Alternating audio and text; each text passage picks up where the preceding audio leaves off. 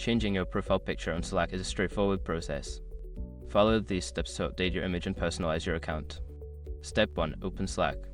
Launch the Slack application on your desktop or mobile device. If you are using a web browser, navigate to the Slack website and log into your workspace. Step 2. Access your profile. Click on your profile picture or initials located in the top right corner of the Slack interface. This will open a drop-down menu where you can select Profile or View Profile. Step 3. Edit Profile. In your profile view, look for an Edit Profile button. Click on it to access the settings where you can change your profile information, including your profile picture. Step 4. Upload new picture. Find the option to change your profile picture.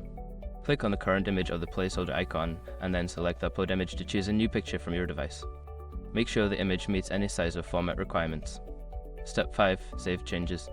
After selecting your new profile picture, make sure to save your changes. Look for a Save Changes button at the bottom of the profile editing window and click it to update your profile. Now your Slack profile picture is updated. Enjoy personalizing your workspace and connecting with your team.